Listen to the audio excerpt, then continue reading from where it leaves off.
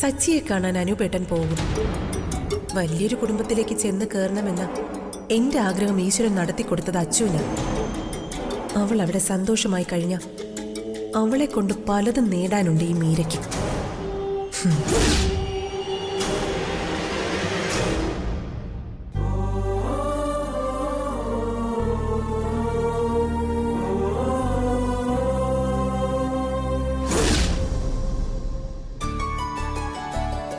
കൊള്ളാം മോളെ, നല്ല ചായ. മോൾക്ക് നല്ല കൈപ്പുണ്യമുണ്ട്. അല്ല മോളെ, കല്യാണം കഴിഞ്ഞിട്ട് നിങ്ങൾ യാത്രയൊന്നും പ്ലാൻ ചെയ്തില്ലേ? ഇല്ല ചാ, സച്ചേട്ടന് നല്ല തിരക്കല്ലേ. അതെങ്ങനെ പെട്ടെന്നൊന്നും തീരില്ല മോളെ. അത് മാത്രമല്ല, സച്ചിക്ക് കമ്പനിയും കാര്യങ്ങളും കഴിഞ്ഞേ വേറെ എന്തോ ഉള്ളൂ. പതുക്കെയാണെങ്കിൽ പോലും മോള് തന്നെ മുൻകൈ എടുക്കണം. അവൻ അത്തരം കാര്യങ്ങളിലൊക്കെ പിന്നോട്ടാ. കുടുംബസമേതം എല്ലാവരും കൂടെ മധുരമീനാക്ഷി ഒന്ന് കാണാൻ പോണോന്ന് മോളുടെ കല്യാണത്തിന് മുമ്പ് പറഞ്ഞതാ. നിങ്ങളുടെ കല്യാണം കഴിഞ്ഞിട്ടും അത് നടന്നില്ല. അങ്ങനെയാണെങ്കിൽ നമുക്ക് എല്ലാവർക്കും കൂടി ഒരു ദിവസം പോയാലോ? അത് വേണ്ട, നിങ്ങൾ രണ്ടുപേരും മാത്രം പോയാ മതി. കുറച്ചുകൂടെ ഒക്കെ അടുത്തറിയാനും കെയർ ചെയ്യാനും ഒക്കെ ഇങ്ങനെയുള്ള യാത്രകൾ ഗുണം ചെയ്യും മോളെ. എല്ലാരും കൂടി ഒരു യാത്ര അതെപ്പോ വേണമെങ്കിലും നടത്താലോ. സച്ചേട്ടൻ കുറച്ചൊന്ന് ഫ്രീ ആവട്ടെ, എന്നിട്ട് തീരുമാനിക്കാം.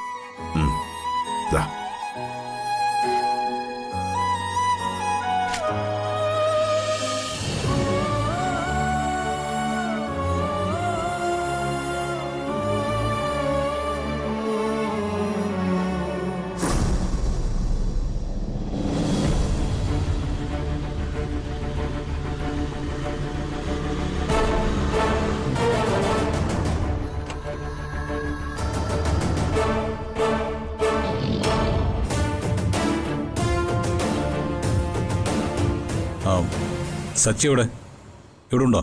ആര്? സച്ചിദാനന്ദൻ, നിങ്ങളുടെ MD. ക്ലയന്റ് ആണോ അതോ പുതിയ അപ്പോയിന്റ്മെന്റ് ആണോ?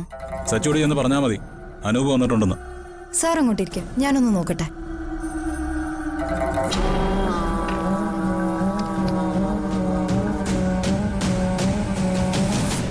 ഹലോ,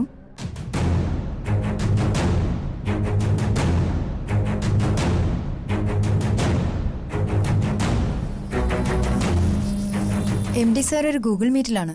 സാർ ഒന്ന് വെയിറ്റ് ചെയ്യോ?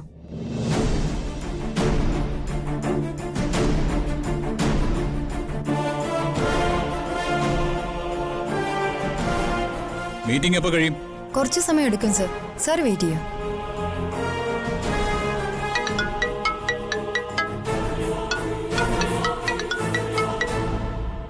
ഹലോ,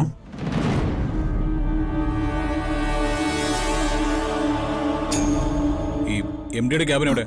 അവിടെ സർ. മീറ്റിംഗ് എപ്പോ കഴിയും? അറിയില്ല സർ. സാർ ഒന്ന് വെയിറ്റ് ചെയ്യോ?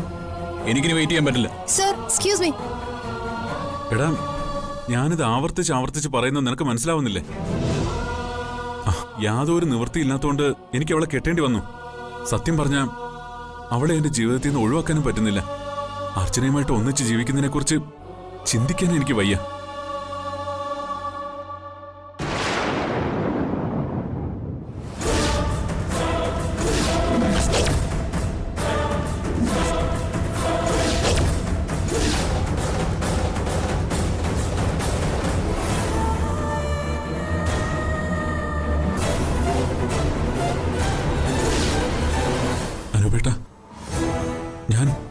എന്തിനാണ് കടന്ന് ഉരുളുന്നത്?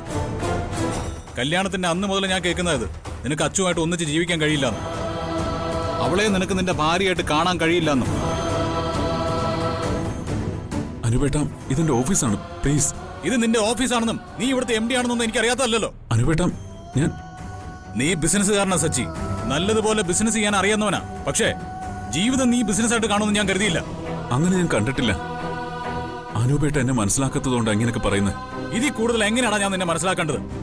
യാതൊരു മനസാക്ഷി കുത്തുമില്ലാതെ ഒരു പാവം പെൺകുട്ടിയെ ചതിച്ച് കല്യാണം കഴിക്കുക, അതിലൂടെ സ്വന്തം അച്ഛനെയും കൂടെ പിറപ്പുകളെയും കുടുംബത്തെയും വഞ്ചിക്കുക. ഇത് നിന്നെ പോലെ പണത്തിനും പദവിക്കും വേണ്ടി ചിന്തിക്കുന്നവന് മാത്രമേ കഴിയൂ. എന്റെ നിവൃത്തികേടുകൊണ്ട്. ശരിയാ, നിന്റെ നിവൃത്തികേടുകൊണ്ട് എന്റെ അനീതിയുടെ ജീവിതം നീ നശിപ്പിച്ചു. നല്ല ന്യായം. കല്യാണത്തിന് മുമ്പേ എല്ലാം അറിഞ്ഞിട്ടും എനിക്കൊന്നും ചെയ്യാൻ കഴിഞ്ഞില്ല. എല്ലാം തുറന്നു പറഞ്ഞ് നീ അച്ചുവിന്റെ കഴുത്തിൽ താലി കെട്ടാതിരിക്കാൻ ഞാൻ ശ്രമിച്ചതാ. പക്ഷേ ഒന്നും അറിയാതെ അണിഞ്ഞൊരുങ്ങി വിവാഹ പന്തലിലേക്ക് പോകാൻ തയ്യാറായി നിൽക്കുന്ന എന്റെ അച്ചുവിനെ കണ്ടപ്പോ, അവളുടെ ആ സന്തോഷം കണ്ടപ്പോ എന്റെ മനസ്സിടറിപ്പോയി. ജീവിതത്തിൽ അവളുടെ മുഖം ഒന്ന് വാടിക്കാണാൻ ആഗ്രഹിക്കാത്ത എനിക്ക് ആ നിമിഷം നിന്റെ വഞ്ചനയെ കുറിച്ച് പറയാൻ മനസ്സ് വന്നില്ല. 2 കുടുംബങ്ങൾ തകരണ്ടെന്ന് ഞാൻ കരുതി. നിന്റെ മനസ്സ് മാറുമെന്ന് ഞാൻ പ്രതീക്ഷിച്ചു. പക്ഷേ ഇപ്പൊ എനിക്കെല്ലാം മനസ്സിലായി. ഒരു തരി പോലും നീ മാറിയിട്ടില്ല. കല്യാണത്തിന്റെ അന്ന് പറഞ്ഞു തന്നെ ഇപ്പോഴും നീ പറഞ്ഞുകൊണ്ടേയിരിക്കുന്നു. അനുപേട്ട, എന്നെ നിങ്ങളെന്താ ഒന്നും മനസ്സിലാക്കാത്തത്?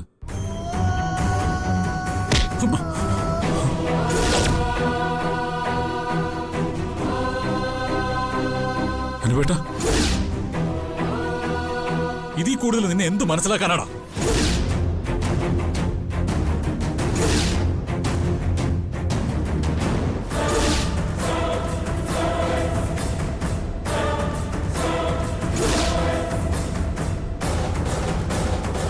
മാം,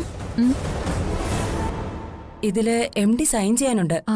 ഞാൻ സച്ചിയുടെ ക്യാബിനിലേക്കാ പോന്നെ. ഞാൻ ഒപ്പിടിച്ചോളാം. Okay ma'am.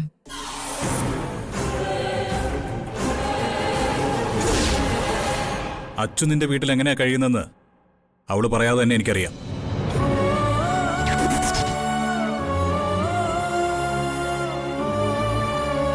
അവളായിട്ടൊന്നും പറയില്ല.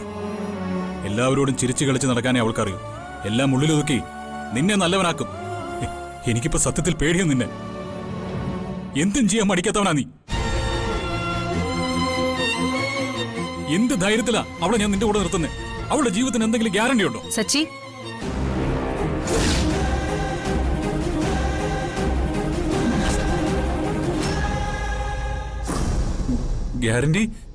ഗ്യാരണ്ടിയൊക്കെ നമുക്ക് പറയാൻ കഴിയും അനുപേട്ട. ഗ്യാരണ്ടിയോ? എന്തിന്റെ? അല്ലടത്തി, അനുപേട്ടന്റെ ഓഫീസിലൊരു സുഹൃത്ത് ഒരു ബിൽഡിങ്ങിന്റെ കാര്യം പറഞ്ഞു. ഞങ്ങളത് സംസാരിക്കായിരുന്നു. നമുക്ക് വർക്ക് ഗ്യാരണ്ടി കൊടുക്കാമല്ലോ. അതാണല്ലോ നെല്ലിശ്ശേരി ഗ്രൂപ്പിന്റെ വിശ്വാസ്യത. പിന്നെ അനൂപിന്റെ കെയർ ഓഫിലാവുമ്പോ കുറച്ചധികം കെയർ കൊടുക്കാം, അല്ലേ സച്ചി? പിന്നെ ഉറപ്പായും. ഗുഡ്.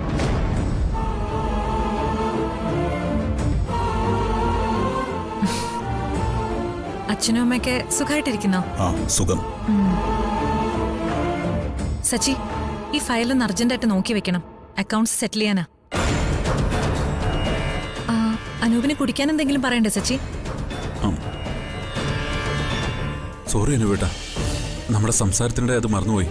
ഞാനിപ്പോ വിളിച്ചോറേ. വേണ്ട, ഇനിയും കുടിക്കാലോ. അപ്പോ ഞാൻ ഇറങ്ങുന്നു. എല്ലാരെയും കൂട്ടി ഇടയ്ക്ക് വീട്ടിലേക്കൊക്കെ ഒന്ന് വരണം.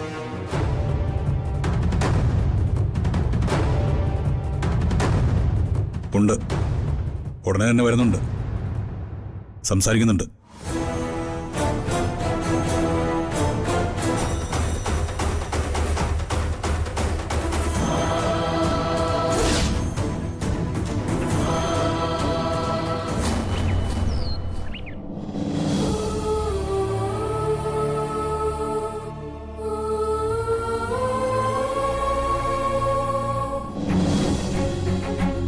എഴുതി കഴിക്കാൻ എന്തെങ്കിലും വേഗം തരുമോ? നേരം പോയി. എല്ലാം റെഡിയാ സന്ദീപേ, ഞാൻ എടുത്തുതരാം.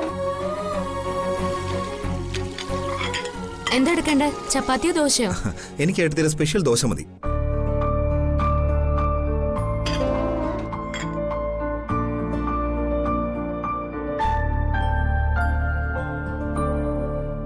എന്തു പറ്റി എടുത്തി? ആകെ വിഷമത്തിലാണല്ലോ. ഒന്നുമില്ല, നീ വേഗം കഴിച്ചിട്ട് പോവാൻ നോക്ക്. ഇപ്പൊ തന്നെ ലേറ്റ് ആയില്ലേ? നിന്റെ മടിയൊക്കെ ഒന്ന് മാറ്റാൻ സമയമായി കേട്ടോ. സ്വന്തം കമ്പനിയാണെന്ന് പറഞ്ഞിട്ട് ഒരു കാര്യമില്ല ഏട്ടത്തി. ലേറ്റായി ചെന്നാൽ ഏട്ടന്റെ വകയും അവന്തിക ഏട്ടത്തിന്റെ വകയും ബേഷായി കാത് കുളിർക്ക കിട്ടും. അത് പിന്നെ ശീലായതിന്റെ കുഴപ്പമില്ല. പറയുന്ന അവർക്ക് നാണം തോന്നുന്നു മാത്രം.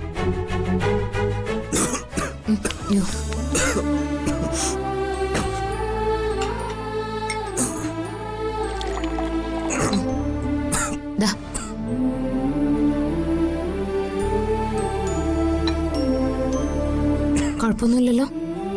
ഇല്ല.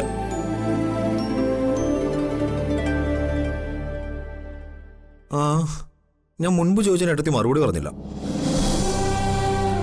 എന്ത്? ഏട്ടത്തി എന്തിനാ വിഷമിച്ച് നിൽക്കുന്നതെന്നോ? ഓ അതോ, ഞാന് അനക്കയെ കുറിച്ച് ആലോചിച്ചതാ. പ്രത്യേകിച്ച് എന്താ ആലോചിക്കാൻ? ഈ വീട്ടില് അനകയ്ക്ക് മാത്രം എന്നോട് എന്തോ ഒരു വല്ലായ്മ പോലെ തോന്നുന്നേ.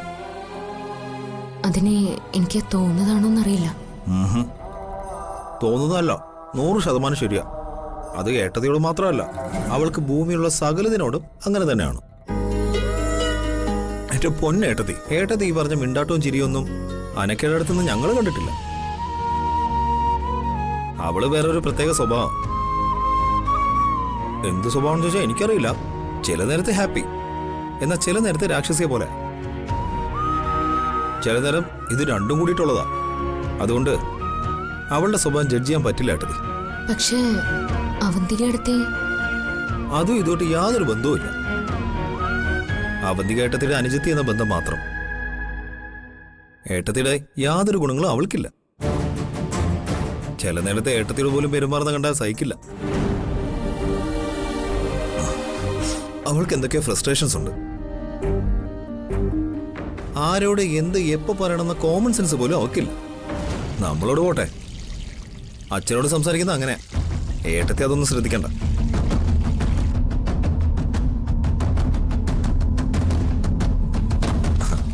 എടുത്തി പോട്ടെ. നല്ല സൂപ്പർ ബ്രേക്ക്ഫാസ്റ്റ് ആയിരുന്നു. ആ പിന്നെ ഏട്ടത്തിനെ അവളെ ഉപദേശിക്കാനൊന്നും പോയേക്കല്ലേ. കല്ലിനോട് സംസാരിക്കുന്നതാ അതിലും ഭേദം.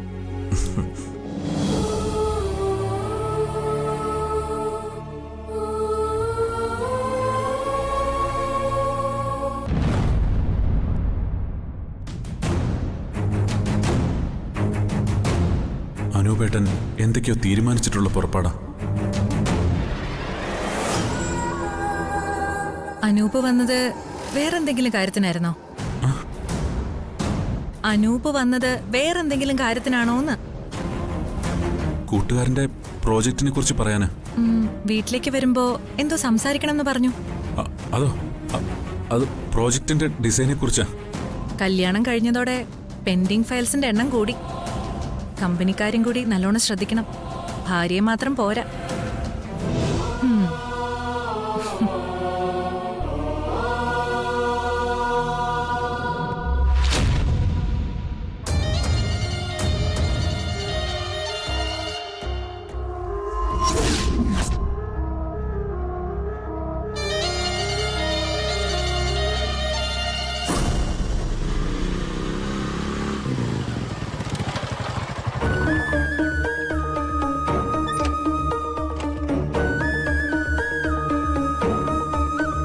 നീ ഇന്ന് ജോലിക്ക് പോയില്ലേ? ഇല്ല. അതെന്താ?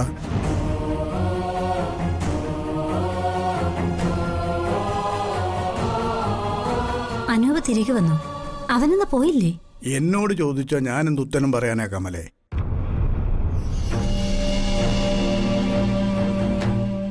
ആഹാ, ഇത്ര നേരത്തെ എത്തിയോ?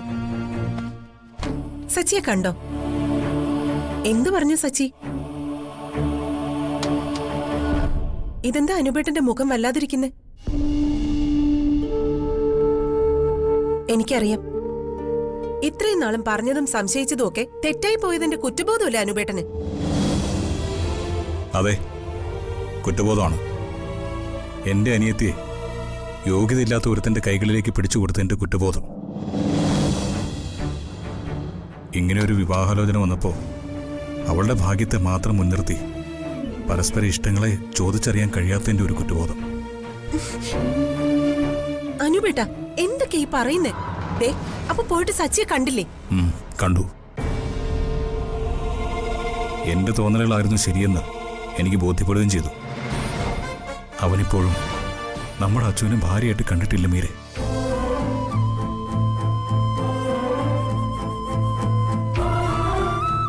ഒരു മുറിയിലാണ് കഴിയുന്നതെങ്കിലും അവരുടെ മനസ്സുകൾ തമ്മിൽ ഒരുപാട് അകലെയാണ്. ഇങ്ങനെയൊക്കെ സച്ചി ഏട്ടനോട് പറഞ്ഞോ? പറഞ്ഞു. എന്നോടല്ല, അവൻ്റെ ഏതോ കൂട്ടുകാരനോട്. ഞാനത് വ്യക്തമായിട്ട് കേട്ടു. യാതൊരു നിവൃത്തിയില്ലാത്തതുകൊണ്ട് എനിക്ക് അവളെ കെട്ടേണ്ടി വന്നു. സത്യം പറഞ്ഞാൽ അവളെ എന്റെ ജീവിതത്തിൽ നിന്ന് ഒഴിവാക്കാനും പറ്റുന്നില്ല.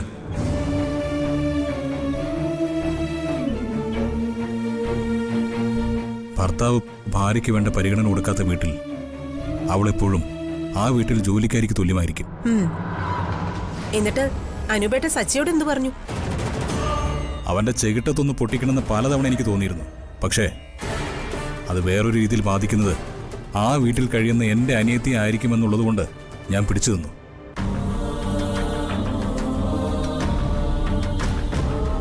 ഒരിക്കലും നടക്കാൻ പാടില്ലാത്തതായിരുന്നു ഈ വിവാഹം.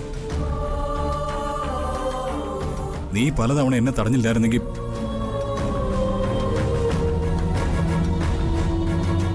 അവൾക്ക് ഈ വിധി വന്നതിന് ഞാനും നീയും ഒക്കെ ഒരർത്ഥത്തിൽ കുറ്റക്കാരാ.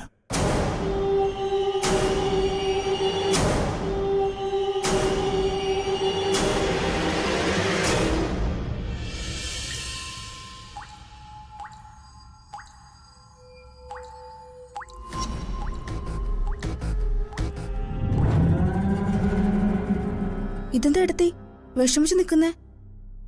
എന്തു പറ്റി? ഒന്നുമില്ല. അത് കള്ളം. എടുത്ത് സങ്കടത്തോടെ എന്തോ ആലോചിച്ച് നിൽക്കുമായിരുന്നല്ലോ.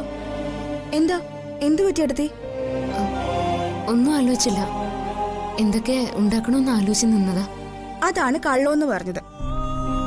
എടുത്തിക്ക് കള്ളം പറയാനും അറിയില്ല, അഭിനയിക്കാനും അറിയില്ല. കുറച്ചു നാളായില്ലേ ഞാൻ ഏട്ടത്തെ കാണുന്നു. ഏട്ടത്തിയുടെ ഓരോ ഭാവമാറ്റവും തിരിച്ചറിയാൻ എനിക്ക് പറ്റും. അയ്യോ, അങ്ങനെയൊന്നും ഇല്ല മോളെ. ഞാൻ വെറുതെ ഇങ്ങനെ ഓരോന്ന് ആലോചിച്ച് നിന്ന് പോയതാ. അതിന് ഇത്രമാത്രം സങ്കടം എന്തിനാ? ആരും ഏട്ടത്തെ വഴക്ക് പറഞ്ഞ പോലെ ഉണ്ടല്ലോ. എന്നെ ആര് വഴക്ക് പറയാനാ? നീ എന്തൊക്കെയാ മോളെ ആലോചിക്കുന്നേ? നീ ബുക്കിംഗ് തന്നെ, നിന്റെ സംശയമൊക്കെ ഞാൻ പറഞ്ഞുതരാം. അതവിടെ നിൽക്കട്ടെ. ഏട്ടത്തി വിഷയം മാറ്റണമെന്ന് നോക്കണ്ട. ഏട്ടത്തിയുടെ വിഷമങ്ങൾ എന്നോട് പറയാനുള്ള സ്നേഹം അടുപ്പൊന്നും ഏട്ടത്തിക്ക് എന്നോടില്ലെങ്കിൽ വേണ്ട, ഞാൻ ഒന്നും ചോദിക്കുന്നില്ല. മോളെ, നീ എന്താ കൊച്ചുകുട്ടികളെ പോലെ? നീ എന്റെ അനിയത്തിക്കുട്ടിയല്ലേ? നിന്നോടിപ്പോ എന്ത് ഒളിച്ചു വെക്കാനാ ഞാൻ? നിന്നോട് പറയാന് മാത്രമുള്ള പ്രശ്നമൊന്നുമില്ല. ഏട്ടത്തി വന്നതിന് ശേഷം എനിക്കൊരാശ്വാസമായത്. അച്ഛനും സച്ചേട്ടനും എല്ലാവരും എന്നോട് സ്നേഹമൊക്കെയാ. പക്ഷെ അവരെപ്പോഴും തിരക്കില്ല. പിന്നെ സന്ദീപേട്ടനാണെങ്കിൽ എന്നെ കളിയാക്കാനും എന്നോട് വഴക്കിടാനും മാത്രമേ അവന് നേരമുള്ളൂ. അവന്തി കേട്ടത്തെ എന്നെ ഒന്ന് മൈൻഡ് ചെയ്യാറ് പോലും ഇല്ല. അനഘയ്ക്ക് എന്നെ തീരെ ഇഷ്ടമല്ല. അതിന്റെ കാരണം എന്താന്ന് എനിക്കിതുവരെ അറിയേയില്ല. അമ്മയില്ലാത്ത എന്റെ വിഷമം ഞാൻ ഒത്തിരി അനുഭവിച്ചിട്ടുണ്ട് ഏട്ടത്തി. ഒത്തിരി കരഞ്ഞിട്ടുമുണ്ട്. എനിക്കിപ്പോ ഏട്ടത്തിയോട് സംസാരിക്കുമ്പോ അമ്മയെ കിട്ടിയ പോലെയാ. അതുകൊണ്ടാ ഞാനിങ്ങനെ ഏട്ടത്തിയുടെ പുറകെ സാരത്തുമ്പ് പിടിച്ചുകൊണ്ട് നടക്കുന്നേ. എനിക്ക് എന്തിഷ്ടാന്നറിയാം ഏട്ടത്തിയെ.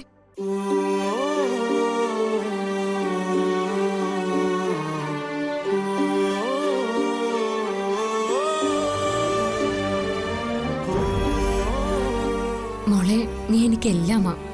എനിക്ക് അത്രയ്ക്ക് ഇഷ്ടം നിന്നെ. എനിക്ക് ആദരം മിസ് ചെയ്യാത്തത് നീ ഉള്ളതുകൊണ്ടാ. നിന്റെ എല്ലാമായിട്ട് ഏട്ടത്തിയുണ്ട് കൂടെ. പറ, എന്താ സംശയം? ഞാൻ പറഞ്ഞുതരാം. എനിക്ക് പറഞ്ഞുതരാൻ പറ്റുമെന്ന് ഞാനൊന്ന് നോക്കട്ടെ. വാ.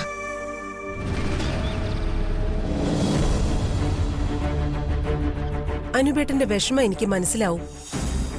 പക്ഷേ ഈ കാര്യത്തിൽ നമുക്കിനി ഒന്നും ചെയ്യാനാവില്ല.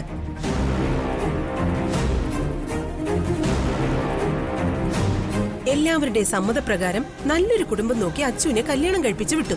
അതോടെ തീർന്നു ഒരു ഏട്ടൻ എന്ന രീതിയിൽ നിങ്ങളുടെ എല്ലാ ഉത്തരവാദിത്വങ്ങളും. ഇനി അവരുടെ കാര്യം നോക്കി നടന്ന് സ്വയം ഇല്ലാതാവുന്ന എന്തിനാ? പിന്നെ ഞാനൊന്നും കണ്ടില്ലെന്ന് നടിച്ച് ജീവിക്കണോ? ജീവിക്കണം. അച്ഛന്റെ ജീവിതം ഇങ്ങനെ ആയെങ്കിലേ അത് അവളുടെ വിധിയാ. ഏത് വീട്ടിലെ പ്രശ്നങ്ങളില്ലാത്ത ഒരു കുടുംബമാവുമ്പോ പല പ്രശ്നങ്ങളും ഉണ്ടാവും.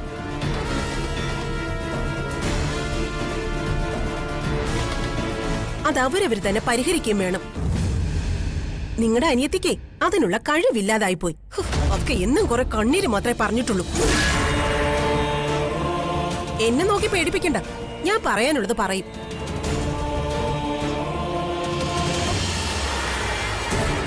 വിവാഹം കഴിഞ്ഞ് ഇത്രയായിട്ടും സച്ചിക്ക് ഇപ്പോഴും അവളെ ഇഷ്ടപ്പെടാനാകുന്നില്ലെങ്കിൽ കുഴപ്പം നിങ്ങളുടെ പെങ്ങടെ കൂടിയാ. എല്ലാവരും കൂടി ചേർന്ന് പിടിച്ച പിടിയാലെ ഈ വിവാഹം നടത്തിയില്ലായിരുന്നെങ്കിലേ ഈ വീട്ടിൽ ഒരു കെട്ടാ ചിരക്കായി നിന്നേനെ നിങ്ങളുടെ പെങ്ങള്.